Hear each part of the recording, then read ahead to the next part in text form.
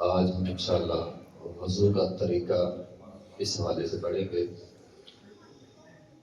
وضو کرنے سے قبل چند چیزوں کو ملحوظ خاطر رکھنا بہت زیادہ ضروری ہے،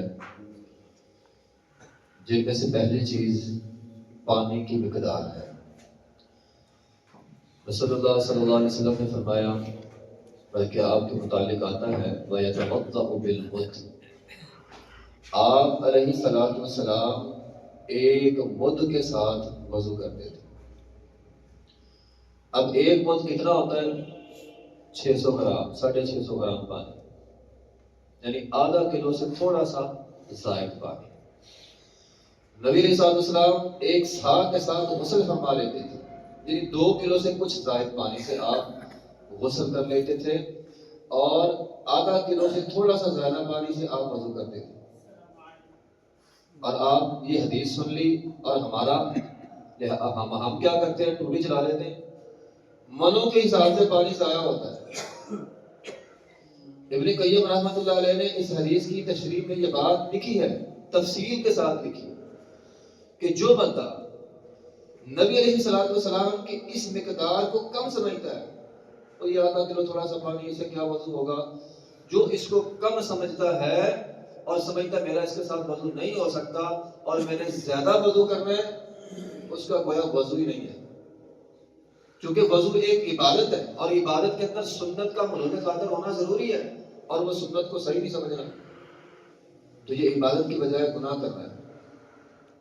اس لیے چونکہ ہمارے یہاں ٹوٹیاں ہوتی ہیں، زیادہ پانی استعمال ہو جاتا ہے، لیکن پھر بھی بندے کو کوشش کرنی چاہیے کم سے کم پانی استعمال کرے، نہ کہ ٹوٹی تیز چھوڑ دے اور پانی سارا ضائع ہو۔ پہلی بات۔ دوسری بات یہ ہے کہ نبی علیہ الصلوۃ والسلام جب وضو کرتے تھے، وضو سے قبل آپ مسواک کرتے تھے، اور نبی علیہ الصلوۃ والسلام فرمایا کرتے تھے لولا ان اشق علی امتی لامرتهم بالسواک، اگر مجھے اپنی امت پر مشقت کا خدشہ نہ ہوتا تو میں ہر وضو کے ساتھ مسواک کا حکم دیتا، لیکن یہ مشکل ہو جانی تھی۔ لیکن اس حدیث سے یہ پتہ چلتا ہے کہ مسواک ضروری ہے، مسواک حصہ بنا لے وضو کا۔ وضو کرنا ہے، وضو کرنے سے پہلے نیت ہونی چاہیے۔ وضو کرنے سے پہلے اس بات کو آپ لوگ خاطر رکھیں کہ ہر اعضاء ہمارا وہ دائیں طرف سے شروع کرنا ہے، ہاتھ پہلے دایاں، ٹھیک ہے، بازو پہلے دایاں، پاؤں پہلے دایاں۔ اور ایک چیز اور نوٹ کر لیں، ہر عضو کم از کم 1 اور زیادہ سے زیادہ 3 مرتبہ، 3 مرتبہ سے زیادہ کوئی بھی اعضاء نہیں دھونا۔ نبی علیہ الصلوۃ والسلام نے بڑی سختی کے ساتھ منع کیا ہے، آپ بازو کو 4 مرتبہ دھوئیں، منع ہے۔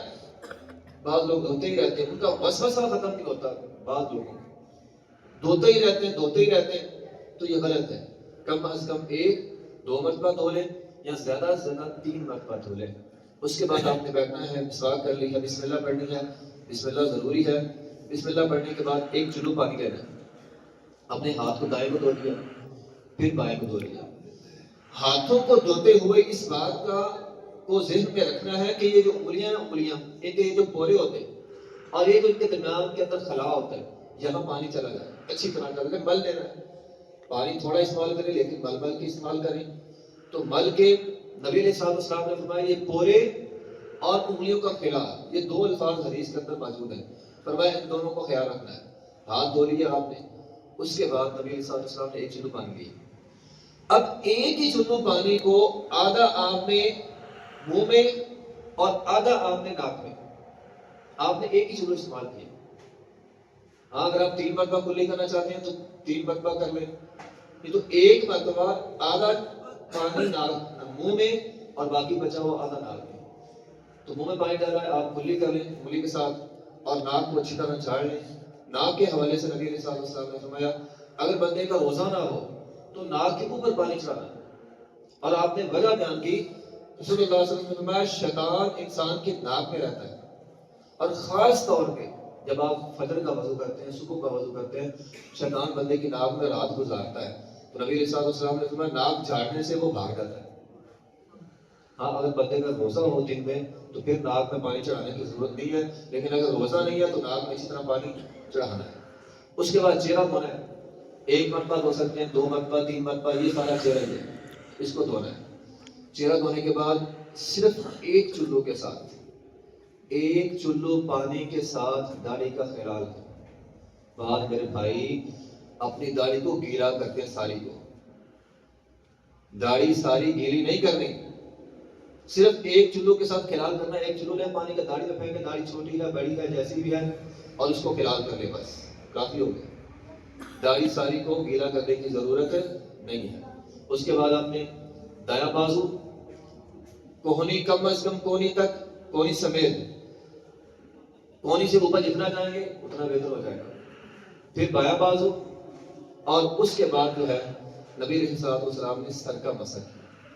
دیکھیے سر کا مسح جو ہے نا، اس میں بعض میرے بھائی سستی کا کھاتے ہیں، پیچھے تو لے کر جاتے ہیں لیکن واپس لے کر نہیں آتے، وہ سر کے بال خراب ہو جاتے ہیں۔ اب آپ نے فیصلہ خود کرنا ہے، بال خراب کرنے ہیں یا وضو خراب کرنا ہے۔ اگر آپ بالوں کو بچائیں گے تو پھر وضو خراب ہو جائے گا۔ تو جس طرح ہم یہاں سے ہاتھ پیچھے لے کر جاتے ہیں بدھی تک، بدھی سے واپس یہاں تک لے کر بھی آنا ہے۔ لوگ کرتے ہیں ایسے پیچھے اور یہاں سے بس ختم ہو گیا، واپس لائیں گے تو بال خراب ہو جائے۔ تو بالوں کی پرواہ چھوڑے، وضو صحیح کریں۔ اس کے بعد کانوں کا مسئلہ، یہ اللہ تعالیٰ نے کانوں کے اندر یہ جو راستہ رکھا ہوا ہے، اس پر آپ انگلی گھماتے جائیں تو یہ انگلی خود بخود باہر آ جاتی ہے، پھر انگوٹھے کے ساتھ کانوں کے پچھلے حصے سے آپ جو ہے وہ مسا کر لیں۔ یہ جو گردن کا مسئلہ ہے یہ کسی حدیث کے اندر ثابت نہیں ہے، لوگ گردن پہ ہاتھ مار کے، یہ گردن والے بات جو ہے وہ کسی بھی صحیح حدیث سے ثابت نہیں ہے۔ تو سر کا مسئلہ ہے، کانوں کا مسئلہ ہے۔ مسا کرنے کے بعد آپ نے پاؤں دھونے ہیں، پہلا دایاں پاؤں پھر بایاں پاؤں۔ پاؤں دھوتے وقت وہی باتیں ہیں جو ہاتھ دھوتے وقت تھی، انگلیوں کا اچھی طرح خیال کرنا ہے، ایڑیاں اچھی طرح۔ نبی علیہ الصلوۃ والسلام نے فرمایا خشک ایڑیاں جہنم کے اندر جائیں گی، جن کی وضو میں ایڑی خشک رہے گی تو میں وہ جہنم میں جائے گا۔ تو جس طرح ہاتھ میں ہم نے انگلیوں کا خیال کیا اور پوروں کو دیکھا، اسی طرح پاؤں میں انگلیاں ہیں، پورے ہیں، اور ٹخنے جو ہیں ان کو اچھی طرح جو ہے وہ مل کے دھو لینا ہے۔ اور آخر میں نبی علیہ السلام ایک چلو پانی لے کر اپنی شرمگاہ کے اوپر چھینٹے مار لیتے تھے۔ اگر کسی کو بیماری نہیں ہے، بالکل ٹھیک ٹھاک ہے، وہ نہ بھی مارے تو خیر ہے، لیکن عموماً انسان کے پیشاب کے قطرے وغیرہ نکل جاتے ہیں تو نبی علیہ السلام اس کے لیے ایک چلو پانی کا اپنی شرمگاہ کے اوپر چھینٹے مار لیتے تھے، اور یہ آپ کا وضو مکمل ہو گیا۔ اس کے بعد آپ دعا پڑھ سکتے ہیں، اشہد ان لا الہ الا اللہ وحدہ لا شریک لہ واشہد ان محمدا عبدہ ورسولہ وآخر دعوانا